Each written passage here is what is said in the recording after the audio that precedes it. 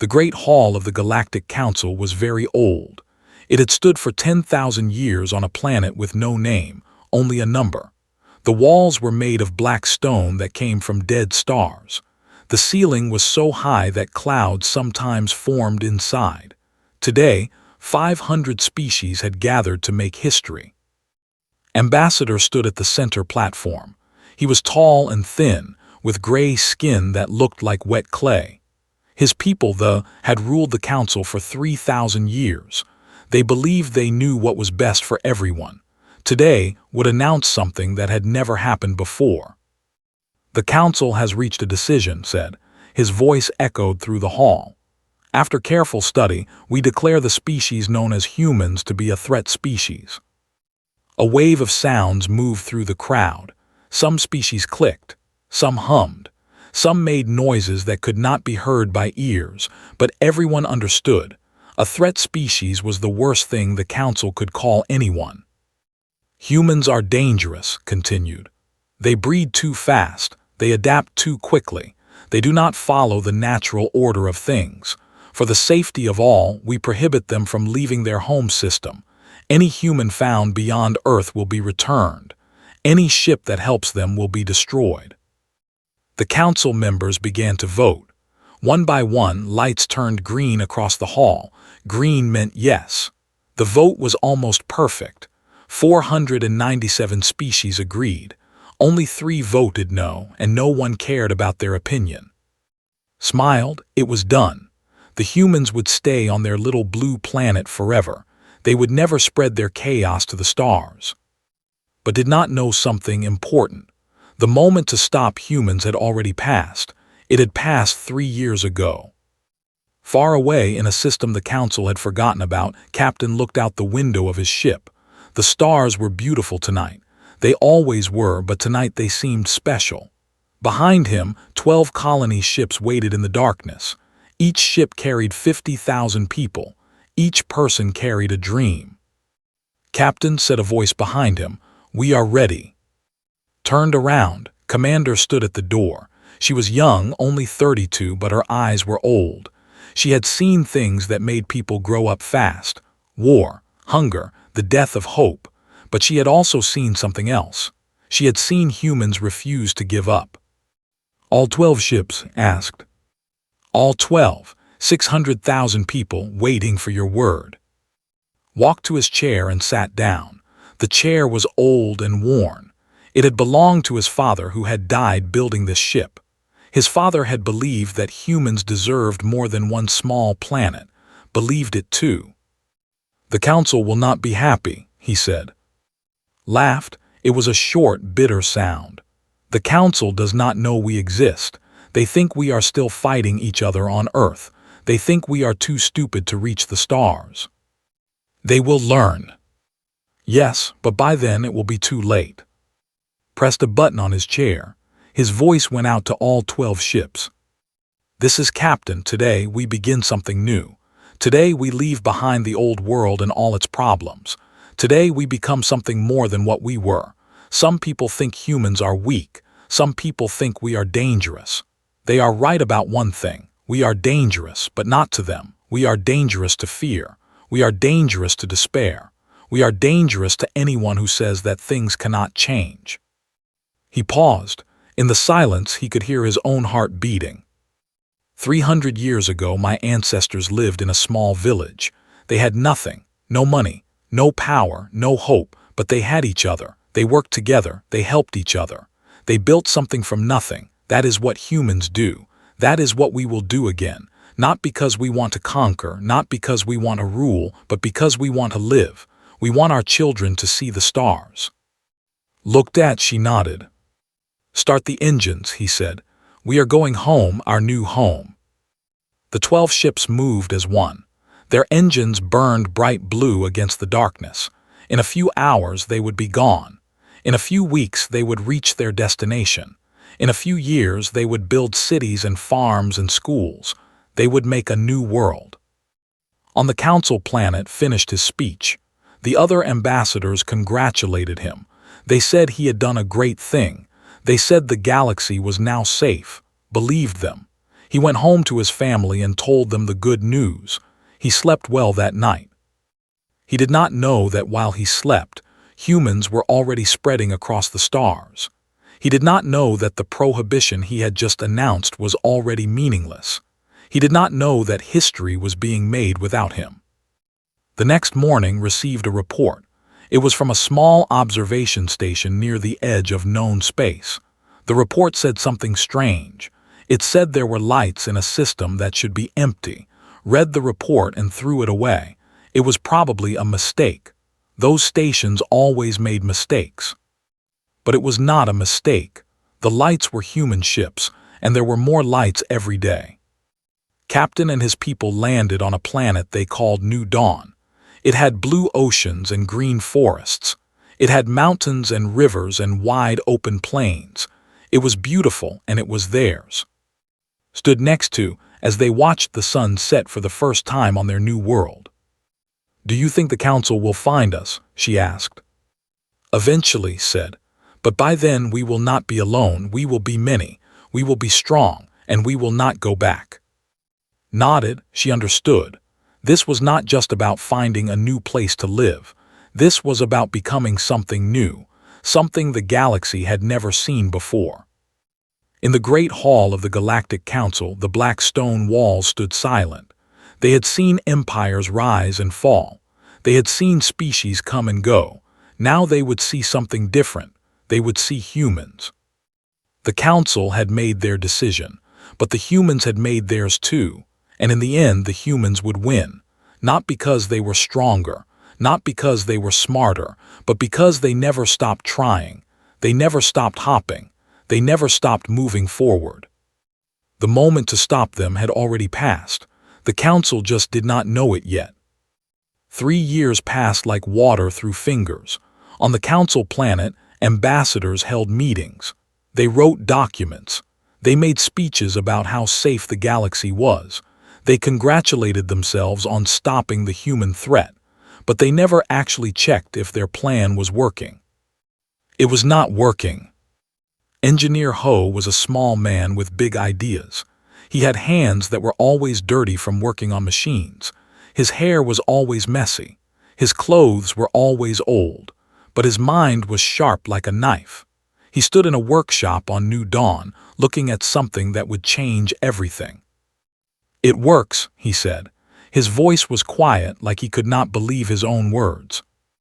Captain walked over to look. On the table was a small metal box. It did not look special. It looked like something a child might make from spare parts, but inside that box was something amazing. "Explain it to me again," said. "Use small words, I am not a scientist." Ho smiled. He was used to explaining things to people who did not understand. "When we travel through space, we use engines that bend space. We push against the universe. It takes a lot of power, it takes a lot of time. This box does something different. It does not push, it slides." "Slides?"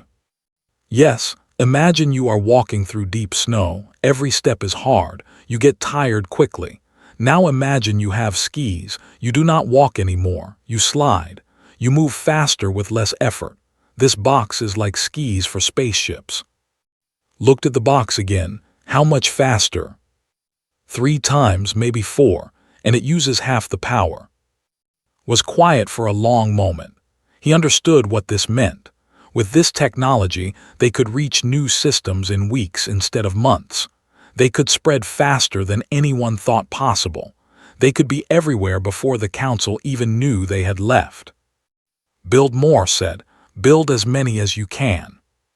Ho nodded. He had already started. While Ho worked on engines, Diplomat worked on something equally important. She was talking to aliens. The galaxy was full of species that the council had forgotten about. Small species, weak species, species that had no power and no voice. The council did not care about them, but did. She sat in a small room on a space station that was falling apart. Across from her was a creature that looked like a large blue frog. His name was, and he was the leader of the people. They had been servants for 2,000 years. They were tired. "Why should we trust you?" asked. His voice bubbled like water. "Humans are new, humans are strange. The council says you are dangerous." Smiled, it was a kind smile, warm and honest. "The council says many things," she said. "They say they are simple, they say you cannot think for yourselves, they say you need them to guide you. Is that true?" Skin changed color. It went from blue to purple. This meant he was angry. "No, it is not true. We are not simple. We are not stupid. We just have no ships. We have no weapons. We have nothing." "What if you did? What if you had ships? What would you do?" Was quiet. He had never thought about this before. No one had ever asked him what he wanted. They only told him what to do. "We would leave," he said finally. "We would find our own world. We would be free." Reached into her bag and pulled out a small device. It was a communicator. "There is a system called Bright Water. It has 3 planets that can support life. The council has marked it as empty. They never go there. We have ships that can take your people there. 5,000 at a time. In 1 year, your entire species could be free." Stared at her. His eyes were very wide. "Why?" he asked. "Why would you help us? What do you want?" "We want friends," said. "We want people who will remember that humans helped them. We want a galaxy where everyone can be free. Is that so strange?" It was strange. No one had ever offered the anything for free, but looked at this human woman and he saw something in her eyes. He saw truth. "Yes," he said, "we will go with you." This was how it began. Talk to the. Then she talked to a species of small birds who had lost their home world to mining. Then she talked to who had been slaves for so long they had forgotten what freedom felt like. One by one, she found the forgotten people of the galaxy. One by one, she gave them hope. By the time the Council Prohibition documents reached Earth, it was already too late. 3 million humans lived among the stars. They had 12 colonies on 7 planets in 5 systems. They had built hospitals and schools and farms. They had made friends with species the Council had thrown away. On New Dawn, the first human children born among the stars were learning to walk. Their parents watched them with tears in their eyes. These children would never know Earth. They would never know the old wars and old hatreds. They would only know the stars. Captain was getting old now. His hair was gray, his hands shook sometimes, but his eyes were still bright. "We have done something amazing," he said to one evening. They sat on a hill outside the main city, watching the twin moons rise. "We have done what was necessary," said, "nothing more." "No, it is more than that. We have shown that humans can be good, we can help instead of hurt, we can build instead of destroy. The Council thinks we are monsters, but we are not. We are just people who refuse to be small." Looked up at the stars. Somewhere out there, human ships were still moving, still spreading, still finding new homes. "The Council will come eventually," she said. "Yes." "What will we do?" Smiled. It was a tired smile, but also proud. "We will show them who we are. We will show them what we have built. And if they do not understand, we will show them something else." "What?" "That we are not afraid. We were never afraid. Fear is for people who have something to lose. We have already lost everything once. Our world was dying, our people were fighting. We had nothing left but hope. And hope is not something you can take away with laws and prohibitions. Hope is like a seed. You can step on it, you can bury it, but it always grows back." The moons rose higher. The city lights glowed below them. Somewhere a child was laughing. The Council did not know it yet, but the humans had already won.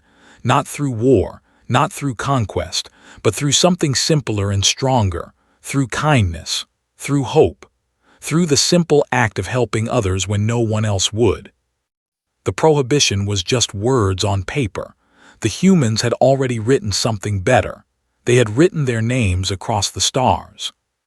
The Council fleet arrived at New Dawn on a Tuesday. There were 50 warships.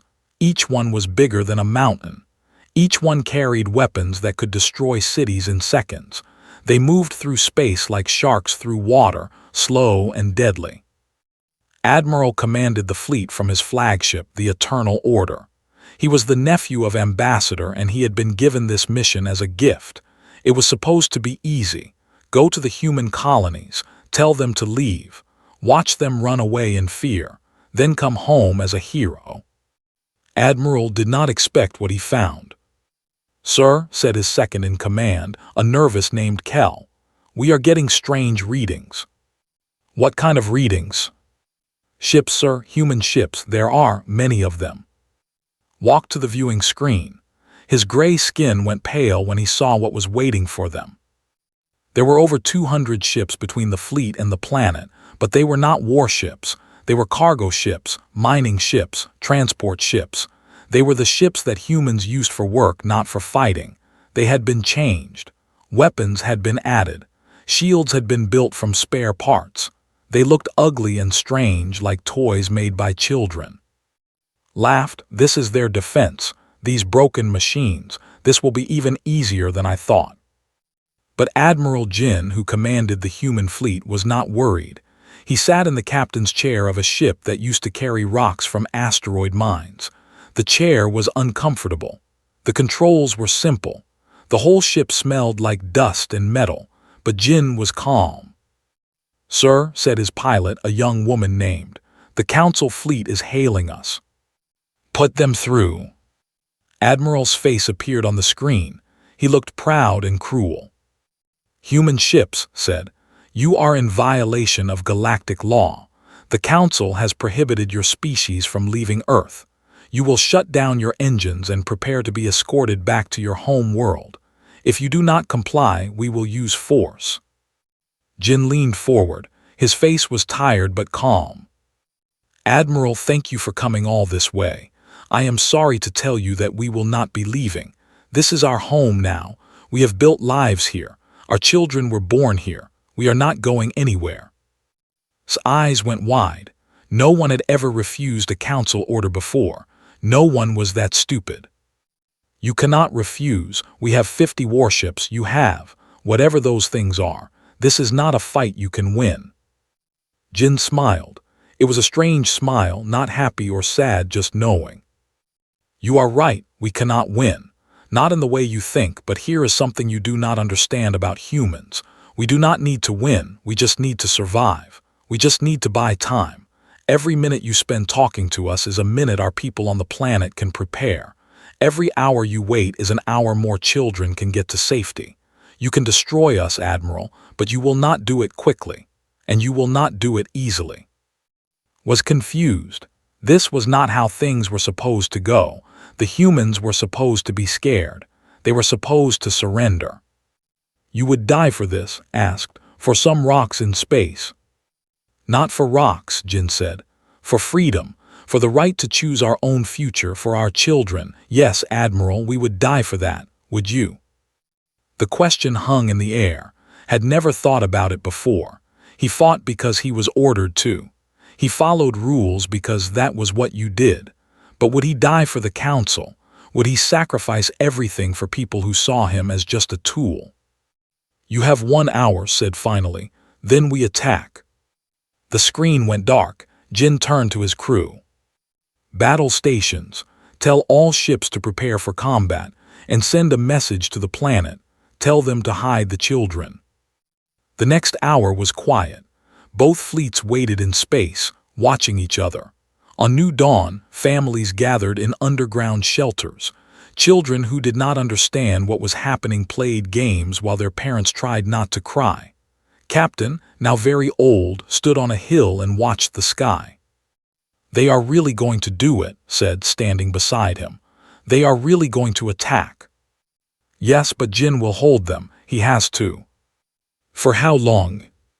Did not answer. He did not know.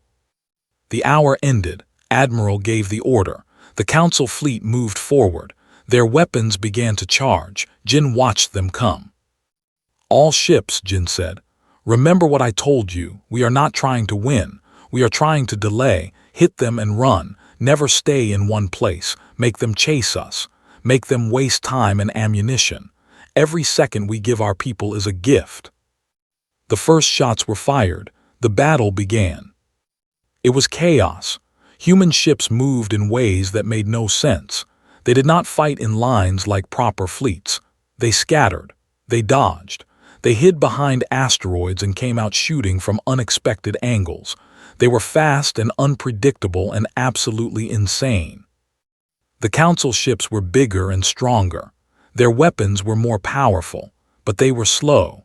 They were trained to fight in formations, not to chase small ships through asteroid fields. Every time they aimed at a human ship, the ship was already gone. "What are they doing?" screamed. "Why won't they stand and fight?" "They are not trying to fight us, sir," Kell said quietly. "They are trying to annoy us." And it was working. After 2 hours, the Council fleet had only destroyed 3 human ships, but they had used massive amounts of ammunition. They had damaged their own ships chasing enemies through rocks. They had not moved any closer to the planet. Jin had lost good people, friends, but the fleet was still there, still fighting, still buying time. "Sir," said, "we are getting a message from the planet. The evacuation is almost complete. Most of the civilians are safe underground." Jin closed his eyes for a moment. It was worth it. All of this was worth it. "Good," he said. "Now we fight for real." The human ships changed their tactics. They started working together, attacking Council ships in groups of 5 or 6. They could not destroy the big warships, but they could hurt them. They went for engines and weapons and sensors. They made the Council fleet blind and slow. Admiral watched in horror as his beautiful ships were damaged by ugly little machines. This was not supposed to happen. Humans were supposed to be weak. They were supposed to be stupid. They were not supposed to fight like this. "Sir," Kell said, "we should retreat, regroup, come back with more ships." "No, I will not run from these animals." But the battle was already over. Not because anyone had won, but because everyone was tired. The Council fleet had taken too much damage to continue. The human fleet had almost nothing left. Both sides pulled back. That night Jin floated in his damaged ship and looked at the stars. He had lost 47 ships. He had lost friends who would never come home. But the planet was safe. The people were alive. The Council would return, but so would the humans, and next time they would not be alone. Council investigator Myra was not like other. She asked questions. This made her dangerous. The Council had sent her to find out why the attack on New Dawn had failed. Admiral said the humans had secret weapons. He said they had help from traitors. He said many things that did not make sense. Myra wanted the truth. She arrived at the edge of human space in a small ship with no weapons. She had sent a message ahead, asking for permission to visit. She expected to be attacked or ignored. Instead, she received a warm invitation. "You are welcome here," the message said. "We have nothing to hide." Myra did not believe it. Everyone had something to hide, but she went anyway. The first planet she visited was called Bright Water. There lived there now millions of them. Their cities were simple but clean. Their people looked healthy and happy. When Myra landed, a group of young came to meet her. They were not afraid. "Hello," said a small child. She had bright blue skin and curious eyes. "Are you a frog like us?" "No," Myra said, confused. "I am." "Oh, that is okay. We have here too. They are nice." Myra did not understand. They had treated them like slaves for thousands of years. How could they be living together peacefully? An older came forward. His name was. Myra recognized him from Council files. He was supposed to be a criminal, a rebel who had stolen his people away from their masters. "You look confused," said. His voice was kind, not angry. "I am. The Council records say you hate they say you are dangerous." Laughed. It was a warm, bubbling sound. "I do not hate I hated being a slave. There is a difference. The who live here now are not our masters. They are our neighbors. Some of them ran away from the Council too. They were tired of the lies. They wanted something better." Myra spent 3 days on Bright Water. She saw and children playing together. She saw hospitals where humans treated anyone who needed help, no matter what species they were. She saw farms where everyone worked side by side. She also found something that changed everything. In a small building near the center of the main city, there was a school. Human teachers taught classes to children of all species. Myra stood in the back and watched. "Today we learn about history," said the teacher. She was a human woman named. She was young, with kind eyes and a soft voice. Long ago, the people lived on a beautiful world. They had art and music and stories. Then the council came. They said they were too simple to rule themselves. They took them away from their home. They made them work. They told them they were not important. The children listened quietly. Some of the children looked sad. "But that was wrong," continued. "They are not simple. They have amazing music. They have beautiful art. They have stories that have been passed down for 1,000 generations. The council was wrong about them, and they are not the only ones. Many species were told they were worthless. Many species were told they did not matter, but everyone matters. Every person, every species, every child in this room. You are all important. You are all valuable. Never let anyone tell you otherwise." Myra left the school with tears in her eyes. She did not know why she was crying. She only knew that something inside her had broken open. She visited more planets. On each one she found the same thing. Humans had not conquered anyone. They had not forced anyone to follow them. They had simply offered help. They had built hospitals for species who had never had doctors. They had grown food for species who were starving. They had taught children who had never had schools. And everywhere she went, she found the same question: why? "Why do you help us?" the birds asked. "What do you want in return?" "Nothing," the humans said. "We help because you needed help, that is all." It made no sense. The council helped other species only when it benefited them. Everything was trade. Everything was power. The idea of helping someone just because they needed it was strange and foreign. But Myra began to understand. The humans were not building an empire. They were building a family. On the last day of her investigation, Myra met with Captain. He was very old now, sitting in a chair by a window, looking out at the city he had helped build. "You have seen everything," said. "What will you tell the council?" Myra sat down across from him. She did not know what to say. "I came here to find evidence of human crimes," she said finally. "I found something else. I found kindness. I found hope. I found people from a dozen species who would fight and die for each other, not because they had to, but because they wanted to." Nodded slowly. "And what will you do with what you found?" "I do not know. If I tell the truth, the council will not believe me. They will say I was tricked. They will say humans used mind control or drugs or lies." "Maybe, but the truth is still the truth, whether anyone believes it or not." Myra looked at the old man. He had built something amazing. He had changed the galaxy, not through war or conquest, but through simple acts of kindness repeated over and over again. "Why did you do it?" she asked. "Why did you help all these people? You could have focused on your own colonies. You could have kept everything for yourselves." Smiled. It was a tired smile, but also peaceful. "When I was young, my grandmother told me a story.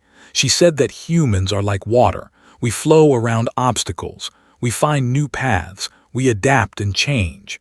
But she also said something else. She said that water is most beautiful when it joins with other water. A single drop is nothing, but a river can move mountains."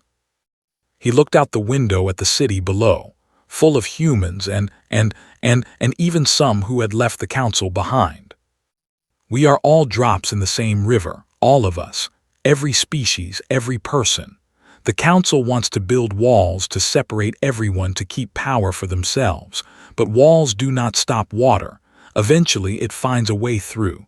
Eventually it wears the walls down. Eventually everything flows together." Myra left New Dawn the next day. She had a long journey ahead of her. She had to go back to the council and tell them what she had found. She did not know if they would listen. She did not know if it would matter. But she knew one thing for certain. The galaxy had changed. The humans had changed it, not through force but through love, and nothing the Council did could change it back.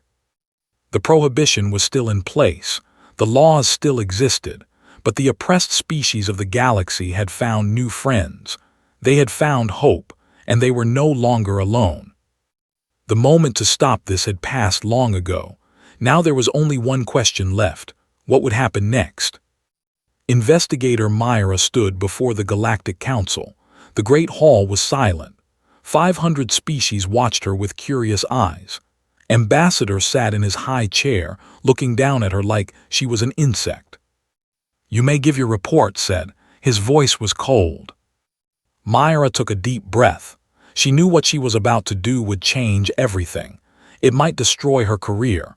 It might destroy her life. But she had seen the truth, and the truth demanded to be spoken. "The humans are not a threat," she said. The hall erupted in noise. Species clicked and hummed and shouted, raised his hand for silence. "Explain yourself," he said. "I visited 12 human colonies. I spoke to thousands of people from dozens of species. I found no weapons of mass destruction. I found no plans for conquest. I found no secret armies. What I found was something different. I found hospitals where human doctors heal anyone who needs help, regardless of species. I found schools where children of all kinds learn together. I found farms that feed the hungry. I found hope." "Hope is not a military report," snapped. "No, it is something more important." Myra turned to face the assembled species. "Many of you have been ruled by for thousands of years. Many of you have been told that you are weak, that you are simple, that you cannot survive without guidance. The humans showed me that this is not true. They are building beautiful cities. They have found a new home world. They are free for the first time in generations. They did not need the council. They just needed someone to believe in them." The hall was quiet now. Many of the smaller species were listening carefully. They had always been told they were nothing. Now someone was saying something different. "The humans did not give these people weapons," Myra continued. "They gave them something better. They gave them the chance to be themselves. They gave them the freedom to choose their own path. This is not a threat. This is a gift." Ambassador stood up. His gray face was dark with anger. "You have been corrupted," he said. "The humans have tricked you. They are dangerous and they must be stopped."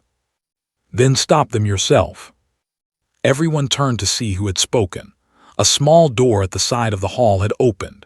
Standing there was Commander, now gray-haired and wrinkled, but still standing straight and proud. Behind her were representatives from every species the humans had helped, and 20 others. They filled the doorway and spilled into the hall. "How did you get in here?" demanded. "We walked," said. "Your guards did not stop us. I think they were curious to see what would happen." She walked slowly to the center platform. The years had been hard on her body, but her voice was still strong. "I am one of the first humans to leave Earth. I have watched my people spread across the stars. I have watched them build and grow and help and heal. I have also watched the Council try to stop them. You failed. Not because we are stronger than you, not because we are smarter.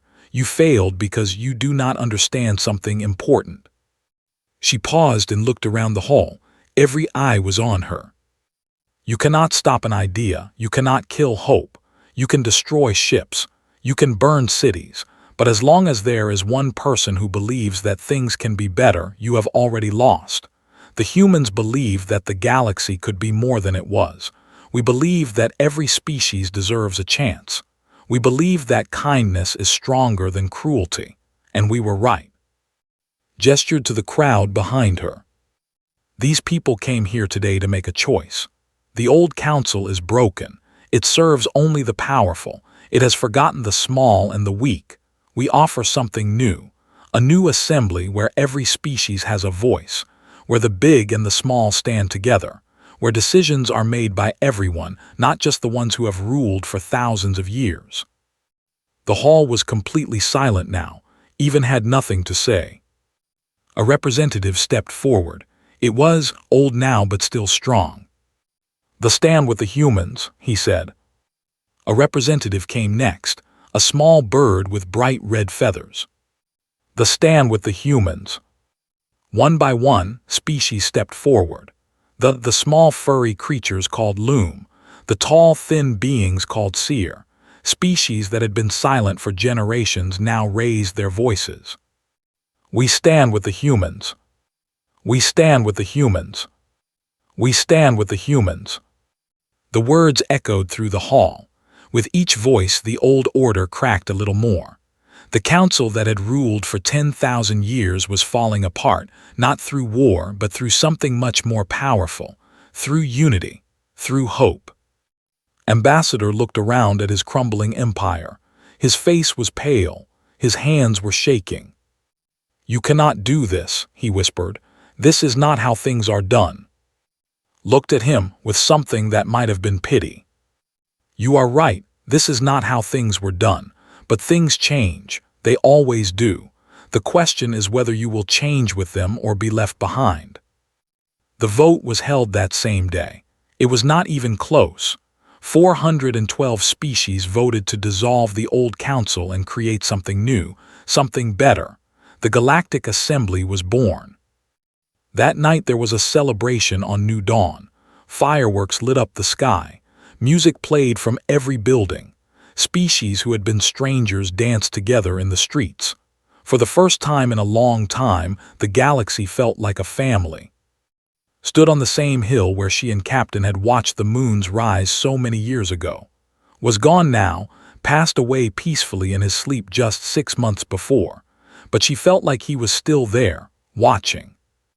"We did it, old friend," she said to the empty air. "We actually did it." A young woman came to stand beside her. It was the teacher from Bright Water. She had been chosen to be one of the human representatives in the new assembly. "Are you okay?" asked. Smiled. Her old face was full of wrinkles, but her eyes were bright. "I am better than okay. I am proud. When I was young, I thought humans would always be fighting. I thought we would destroy ourselves before we ever reached the stars. But look at what we became. Look at what we built. We did not conquer the galaxy. We joined it. We made it better." Nodded, she understood. "What happens now?" she asked. "Now we keep going. We keep helping. We keep building. The galaxy is big and there are still many species who need friends. There are still many children who need schools. There is still much work to do." The fireworks exploded above them in colors of red and blue and gold. Below, the city glowed with light and life and hope. "The council tried to prohibit us," said. "They said we were dangerous. They were wrong about that part, but they were right about one thing. We are something special. Not because we are stronger or smarter, but because we never stop trying. We never stop hopping. We never stop reaching for the stars." She looked up at the sky, at the endless darkness filled with endless light. The moment to stop us had already passed, and now there is no stopping us at all. Not because we will conquer, but because we will love, we will help, we will build. And that is something no law can ever prohibit. The celebration continued long into the night. The galaxy had changed forever, and for the first time in a very long time, it had changed for the better. Somewhere among the stars, the spirit of Captain smiled. His dream had come true. Humanity had found its place in the universe, not as conquerors, not as monsters, but as friends, as family, as hope. The story was not over, it was just beginning.